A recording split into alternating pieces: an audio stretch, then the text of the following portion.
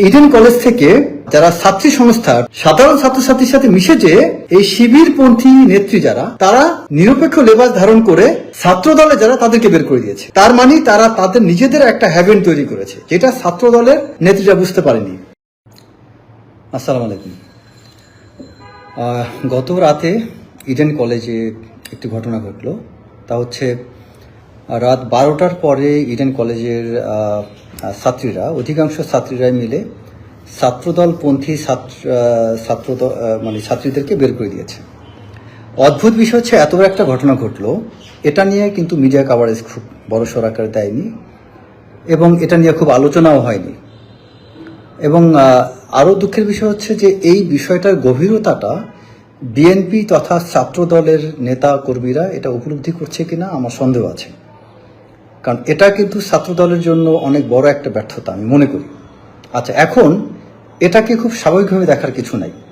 এই যে Eden college থেকে গভীর রাতে ছাত্রদলপন্থী নেত্রীদেরকে বের করে দেওয়া, এখানে কারণ কি? ইডেন কলেজ তারা রাজনীতি চায় না।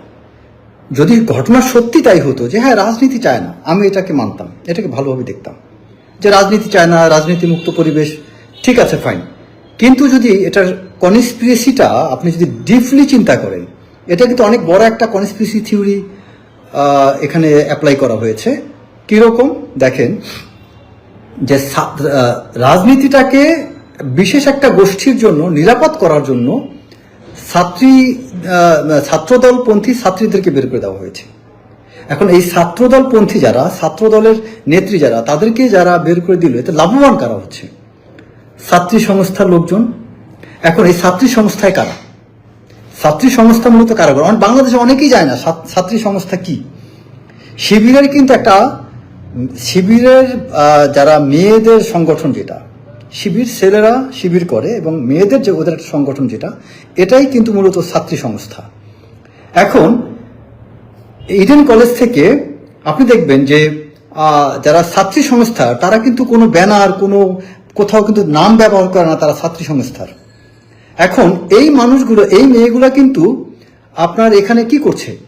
তারা নন ব্যানারে, কোনো ব্যানারে না থেকে সাধারণ ছাত্রছাত্রীর সাথে মিশে যাচ্ছে। সাধারণ ছাত্রছাত্রীর সাথে মিশে যে এই শিবিরপন্থী নেত্রী যারা, তারা ওখানে নিরপেক্ষ একটা লেবাস ধারণ করেছে। নিরপেক্ষ লেবাস ধারণ করে ছাত্রদলে যারা, তাদেরকে বের করে দিয়েছে। তার মানে তারা তাদের নিজেদের একটা হ্যাভেন তৈরি করেছে, যেটা ছাত্রদলের নেত্রীরা বুঝতে পারেনি। আর এই বিষয়টা বিএনপিও কেউ খেয়াল করেনি। এখন যদি এখানে ইডেনে যদি ছাত্রদলের এখানে রাজনীতি বন্ধ থাকে, তাহলে সাদিক কাইমকে ঢাকা বিশ্ববিদ্যালয়, সাদিক কাইম কি সে শিবিরের নেতা না? শিবিরের ব্যানারে সাদিক কাইম, সে যদি ঢাকা ইউনিভার্সিটি বিপি হতে পারে, ঢাকা ইউনিভার্সিটির সেক্রেটারি, অন্যান্য নেতা যারা, তারা যদি এখানে বিপি, জিএস, এজিএস, এরা যদি শিবিরপন্থী হয়ে ঢাকা ইউনিভার্সিটিতে রাজনীতি করতে পারে, তাহলে ছাত্র দলের নেতারা কেন পারবে না? আপনি ছাত্র রাজনীতি যদি বন্ধ করে দেন, টোটালি পুরো বাংলাদেশে একেবারে বন্ধ করে দেন। কিন্তু এই যে কনস্পিরেসি, যে আমি কি করলাম, ধরেন আমি এখানে শিবিরের একজন নেতা, আমার নাম কেউ জানে না, আমি শিবির করি, আমি একজন গুপ্ত, যে নামটা বর্তমানে আলোচনা হচ্ছে, এই আমি যে গুপ্ত মানে আমি শিবির, কিন্তু আমার কোনো পরিচয় নাই। এই আমি করলাম কি, সবার সাথে আমার নন পলিটিক্যাল ব্যানারে পরিচিত হয়ে সবাইকে আমি এখানে উস্কানি দিলাম শুধু ছাত্রদলের বিরুদ্ধে। তার মানে কি হলো, হল থেকে ছাত্রদল যারা করে তাদেরকে বের করে দিয়ে এখানে তার হলের নেতৃত্বে কারা রইল? শিবিরের গুপ্তরা। এবং কিভাবে রইল তারা? তাদের পরিচয় নাই, কিন্তু তারা ওখানে অ্যাক্টিভ আছে। আলটিমেটলি এই বিষয়টা তো বাংলাদেশে একটা ভয়াবহ পরিস্থিতি ডেকে নিয়ে আসবে। রাজনীতিতে এটা থেকে কিন্তু প্রতিহিংসা জন্ম নেবে। আরেকটা বিষয় কি, বিএনপি তথা ছাত্রদলের বোঝা উচিত এবং বাংলাদেশের সাধারণ মানুষের বোঝা উচিত, ছাত্রদলের বা ছাত্র রাজনীতি এটা কিন্তু উদ্বুদ্ধ করেছিলেন প্রেসিডেন্ট জিয়াউর রহমান, তিনি আরো বেশি করেছিলেন। জিয়াউর রহমান কিন্তু ঢাকা বিশ্ববিদ্যালয় ইট পাটকেলের আঘাত খেয়েও কিন্তু সলিমুল্লাহ হলে প্রবেশ করেছিলেন এবং তখন সেই তৎকালীন ছাত্রনেতা যারা ছিল, সেই ছাত্রনেতারা কিন্তু তাকে প্রথমে মেনে নিতে চাননি, পরে জিয়াউর রহমান তাদেরকে কনভিন্স করেছিলেন এবং সেই জিয়াউর রহমানের হাতে গড়া সেই ছাত্রনেতারাই এই 90-এর গণ অভ্যুত্থানে এবং এরশাদ বিরোধী আন্দোলনে সবচেয়ে বড় ভূমিকা রেখেছিল।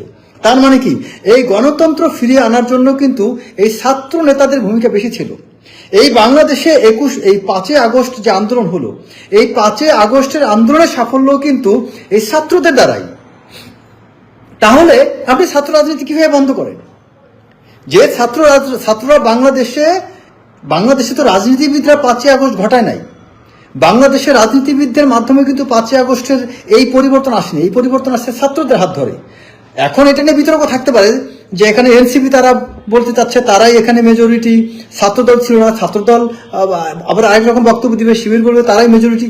বাট কথা তো একটা সত্য যে ছাত্ররা এখানে সবাই ছিল, সাধারণ মানুষও ছিল, বাট ছাত্রদেরই তো মেইন এখানে লিডিং রোলে ছিল। তো সেই ছাত্র রাজনীতি তো বন্ধ করা যাবে না। আর ছাত্রদল বিএনপিকে বুঝতে হবে যে ছাত্রদল না থাকলে, ছাত্র রাজনীতি না থাকলে বাংলাদেশে গণতন্ত্রের ধারক বাহক তৈরি হবে না, বাংলাদেশে সুস্থ রাজনীতিবিদ তৈরি হবে না। হঠাৎ করেই কেউ রাজনীতিবিদ হতে পারবে না যদি তার মধ্যে পলিটিক্যাল সেই প্যাশনটা ছাত্র জীবন থেকে তৈরি না হয়। যিনি সরকারি কর্মকর্তা হতে চান তিনি সরকারি কর্মকর্তা হবেন, কিন্তু যার রাজনীতি করার আকাঙ্ক্ষা থাকবে তার তো সেই আকাঙ্ক্ষাটা ছাত্র জীবন থেকেই থাকা উচিত। এই জন্য আমি মনে করি এই জায়গাটা আসলে গুরুত্ব দেওয়া উচিত। বাংলাদেশে বিশেষ করে এই যে ইডেনের ঘটনাটা, এটা তাচ্ছিল্য করার কোনো সুযোগ নেই। ইডেনের যে ঘটনাটা ঘটছে, গভীর রাতের বেলা ছাত্রীদেরকে বের করে দেওয়া, এটা একটা লোমহর্ষক ঘটনা। এবং এই ঘটনাকে আমি দেখলাম যে আমার বিএনপি সহ মিডিয়া বিভিন্ন জায়গায় এটা বড় সড় আকারে গুরুত্ব দেওয়া হয় নাই। এবং এটার এই কাজের মাধ্যমে বরং ছাত্রী সংস্থা তথা শিবির তারা কিন্তু এখানে অনেক বড় একটা কনফিডেন্স পেয়ে গেল।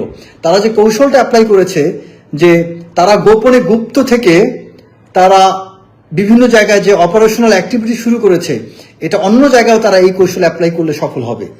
আজকে ইডেন থেকে বের করে দিয়েছে, কালকে ঢাকা বিশ্ববিদ্যালয়ের অধীনস্থ হলগুলো থেকে বের করে দিবে, তারপর রাজশাহী বিশ্ববিদ্যালয় হাত দিবে, তারপর চিটাগাং ইউনিভার্সিটিতে হাত দিবে, এভাবে একে একে বাংলাদেশ সব বিশ্ববিদ্যালয়গুলো থেকে যারা ছাত্রদল করে তাদেরকে বের করে দিবে।